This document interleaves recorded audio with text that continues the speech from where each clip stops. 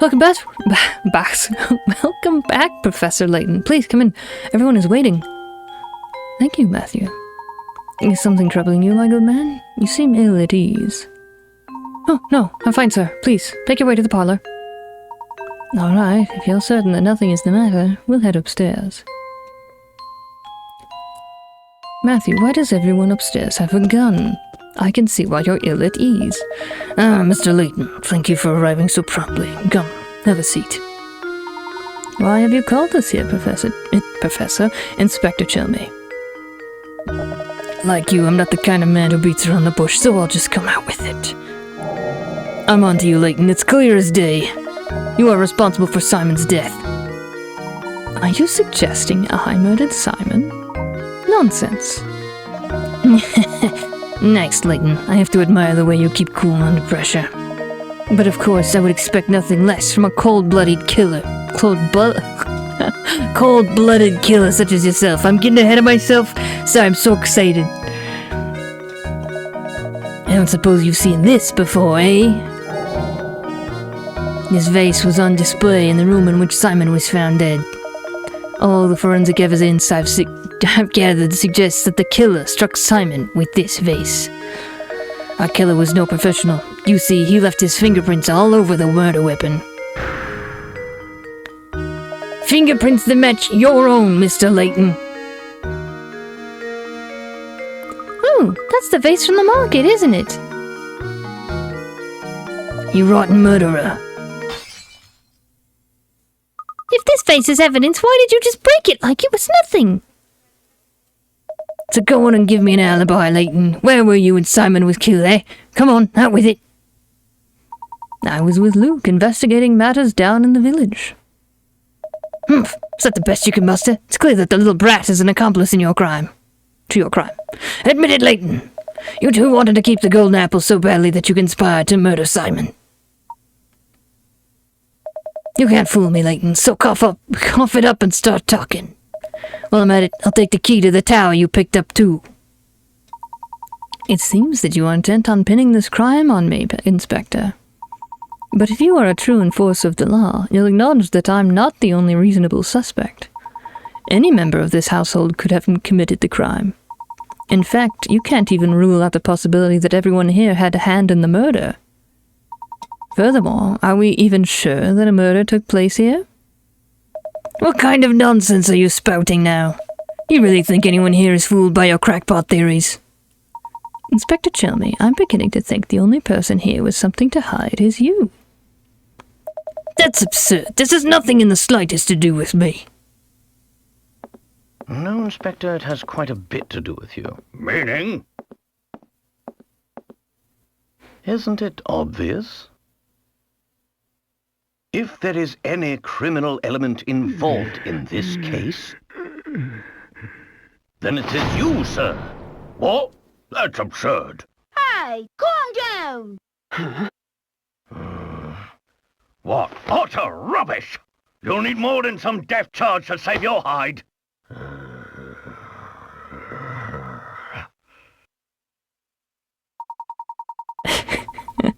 I've heard you're quite the devoted husband, Inspector.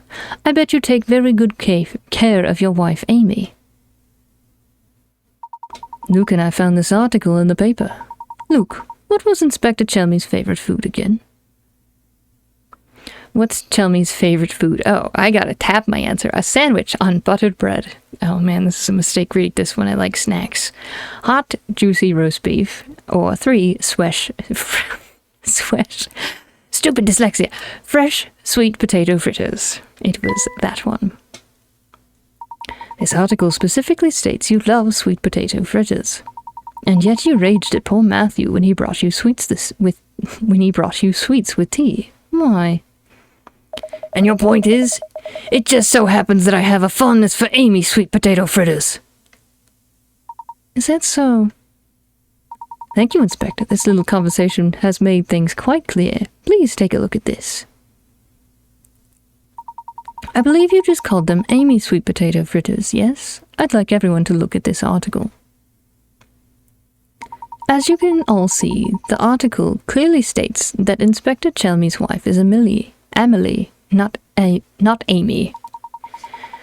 Do you mean to tell me you've forgotten your own wife's name? Out with it then. Who are you, and why have you been impersonating Inspector Chelmey? And why have you been running this investigation? But your sudden memory loss regarding your wife's name isn't the only suspicious thing about you. Try to recall the time around Simon's death. You said you received a report that prompted you to come to St. Mystery, but you forgot one thing. After Luke and I came to town, the drawbridge that is St. Mystery's sole entrance had its crank stolen. This effectively sealed the village. From that point on, no one could enter or leave the village. And do you recall just when this seclusion began? During the search for Claudia, after Ramon went missing, this morning after we received the inspector's summons. It was during our search for Claudia. Correct. The only route out of the village has been closed well before Simon's death was discovered. After that... Sorry, my voice. After that event, there was no way that anyone outside the village could enter.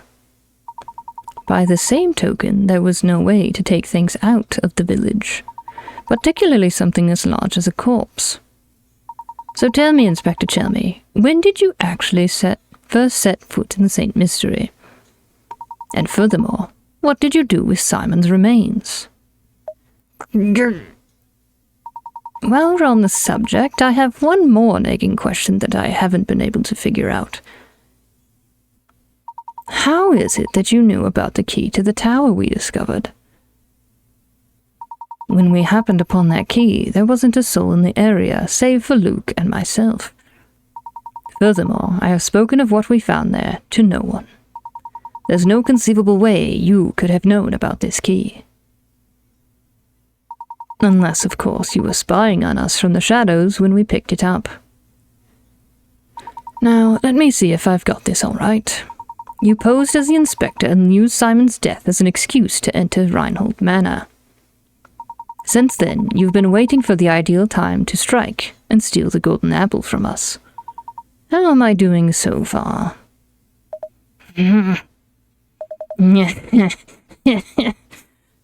What's so funny? This is no laughing matter. I'm just astounded at how despicable I find you, Layton. But that's exactly why you're worthy of being my archenemy.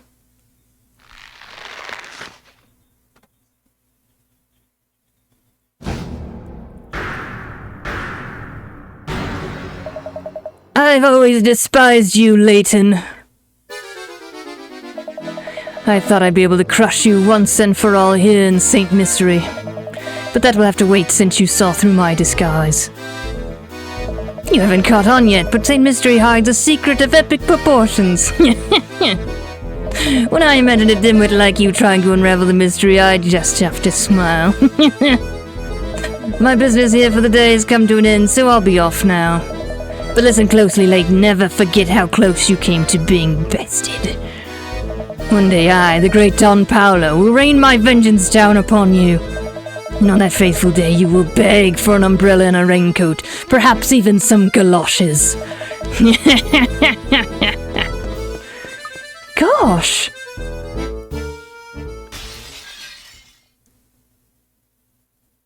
I guess he's gone. Do you know who that man was?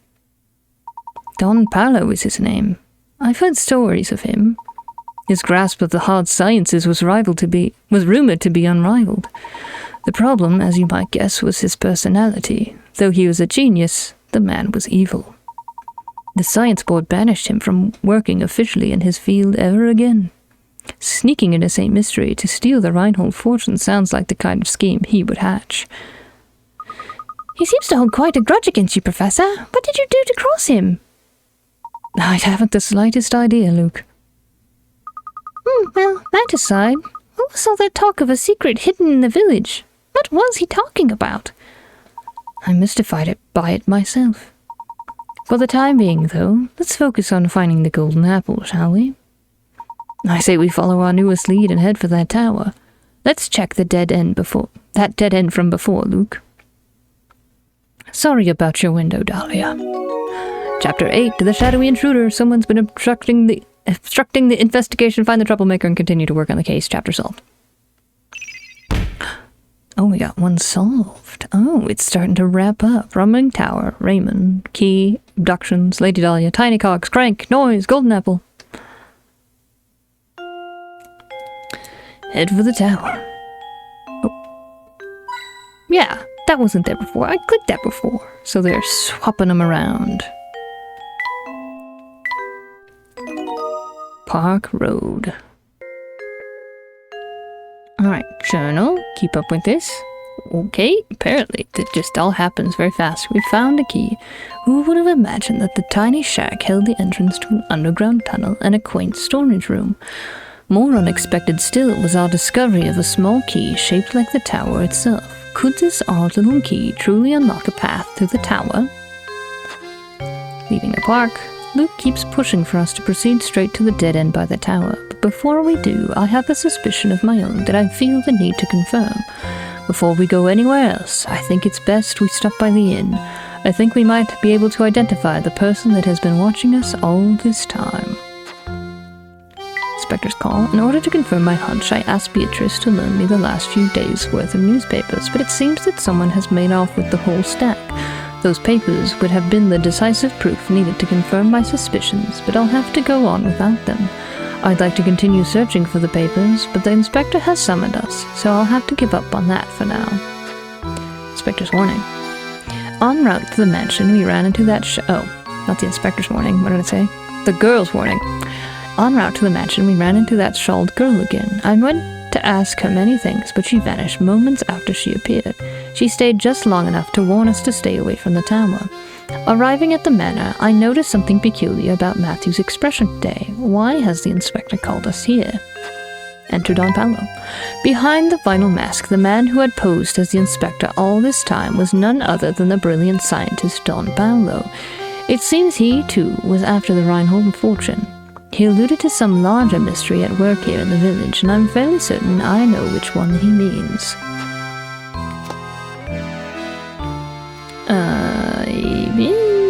Let's do a painting.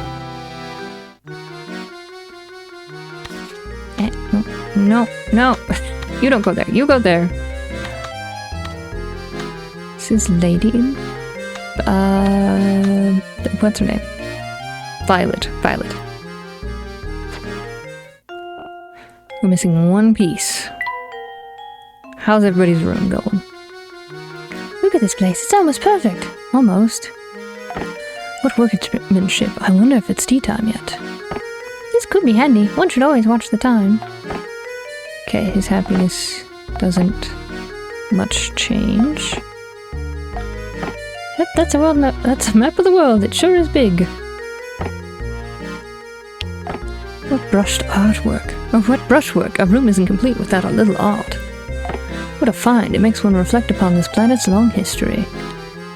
Now, what British gentleman could do without a teapot? This teacup makes one yearn for a nice cup of Earl Grey. Violin. I wonder if an old thing like that still sounds good.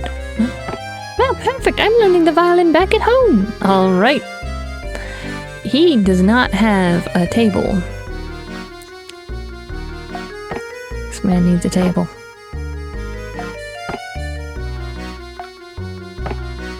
Nope. We need something to go on top of it.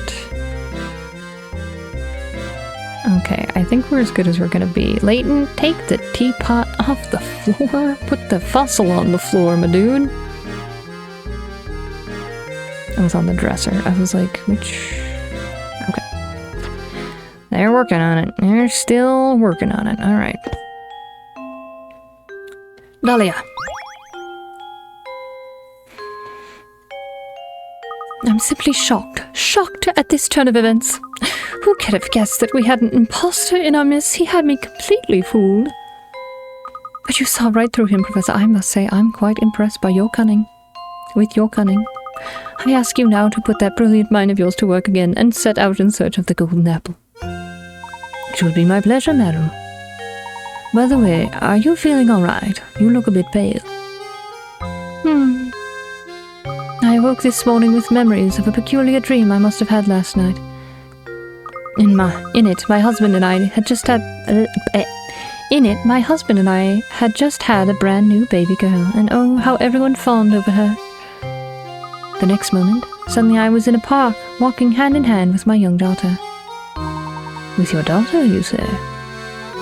Now, why would I have a silly dream like that? These past few days have really been quite draining.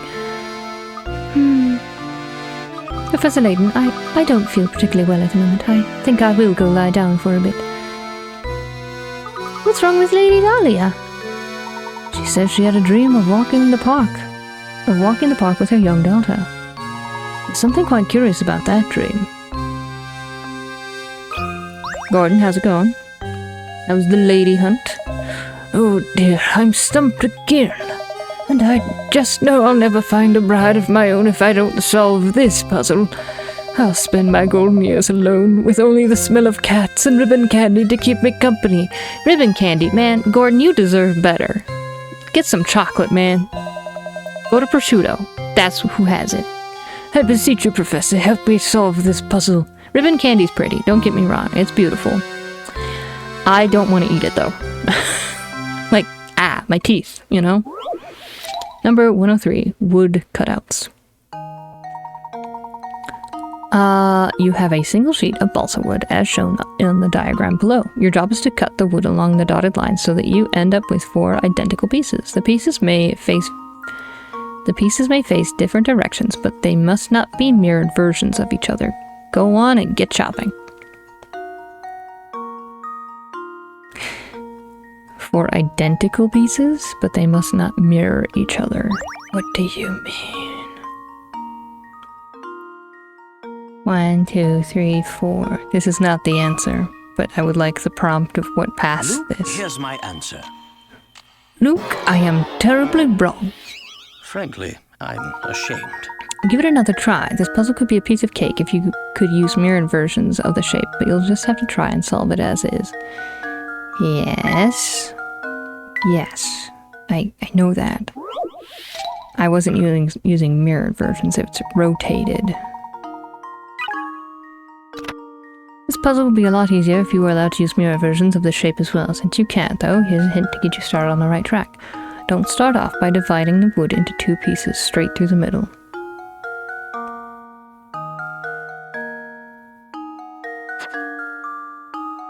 So don't do this, and don't do this.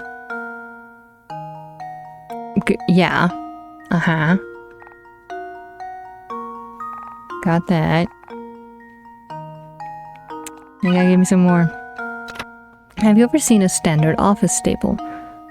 Well, that's the shape you are looking to cut out here, except it'll be a bit longer in the middle than your standard shape. Okay. Like this. Yes? Maybe no. What you got? The board is shaped like a large H. First, cut a staple-shaped piece out of both of the vertical lines that make up the sides of the H. Then draw a line through the middle of the horizontal line that remains to separate the last 2 pieces. How?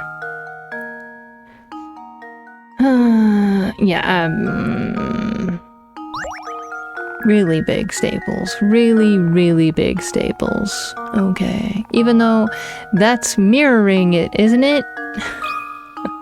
I'm misunderstanding their mirroring clue. I was like, okay. Every puzzle has an answer. So you can't mirror, like, yeah. That's right. Once you got the shape of the pieces, it wasn't so difficult. But it wasn't all that easy to find them within the wood, was it? It wasn't easy at all. Because, yeah. I mean, yep, it's there. But your mirroring, it tricked me. Oh, happy day. With that puzzle out of the way, I'm confident that no woman will be able to resist me. I'll be bidding my loneliness goodbye before I know it. You go get him, Gordon. Mysterious bottle, where will it go? Luke. Unless it's alcohol. Wait, I didn't mean to hang on. Hang on. Is it wine? Luke, you can't have that. I'm not sure what to make of this, honestly. I suppose a hint of mystery adds to any room.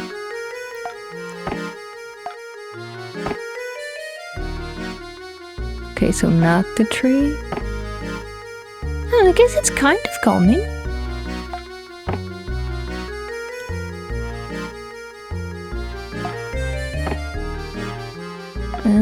That's in the way. But the tree's also in the way. How do I...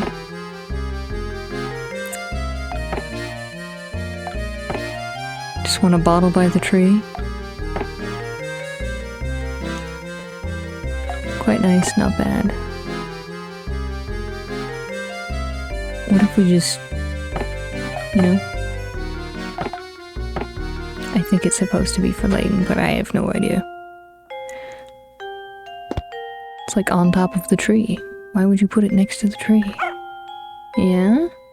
Yeah, boy? Oh, a puzzle. That's not a coin. Look, there's a puzzle hidden here, Professor.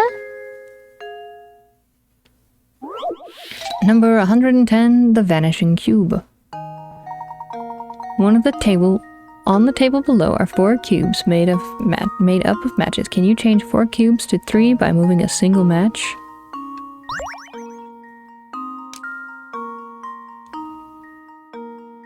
Nope. Nope. Nope.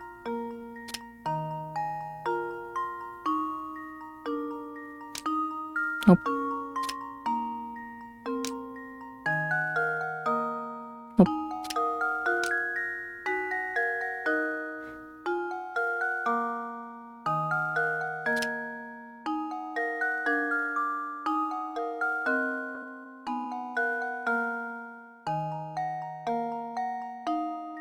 Ah, ha ha ha ha.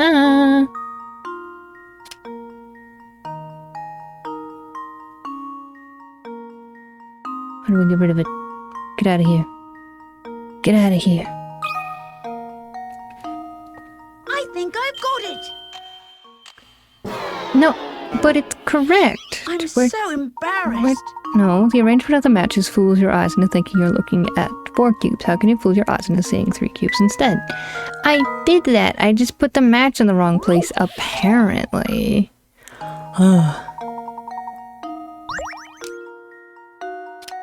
So there's... Oh, I see it. Hang on. Like that. There you go. Sorry. How does this sound?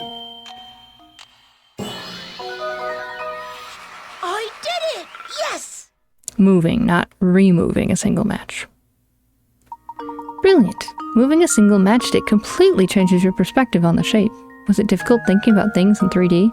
No, thankfully not terribly this time. Piece of cake. Now let's go find more puzzles. Vanishing Cube is now in your puzzle index. Was there a coin up there? Nope, that's Gordon. Gordon's off to find a bride. Would you please let me know of any eligible bachelorettes you might meet in your travels? Absolutely, Gordon. Top of the call list.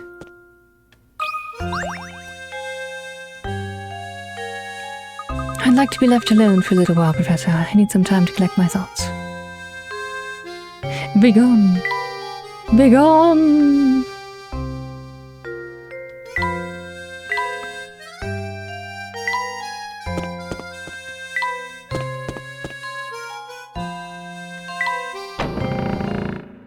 Head for the tower. How you doing, Raymond? Lady Dahlia's requests are always such a handful to take on, aren't they?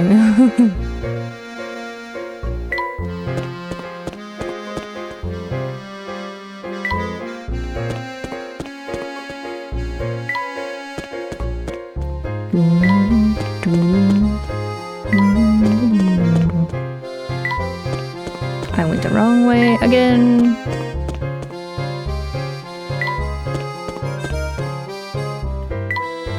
No. Go. Arrow. The arrow quickly passed Martha. It's a dead end. No two ways about it. Maybe there's another pathway to the tower hidden around here. I'd argue we've come exactly the right spot. We've come to exactly the right spot, Luke.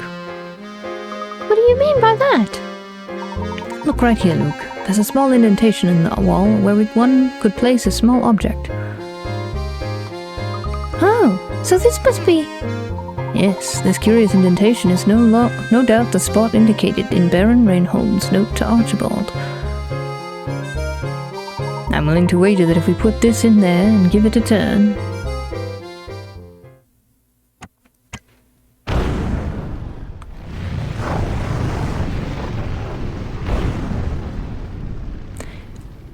We've broken the wall.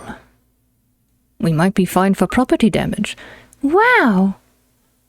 Run away, Luke. We know nothing. Just as I suspected. All right, Luke. In we go. Chapter 9. The Tower's Secret. A path to the tower has been found. Scale the tower and solve all the mysteries of St. Mystere. Okay. We've got 5, 6, 7, 8 left.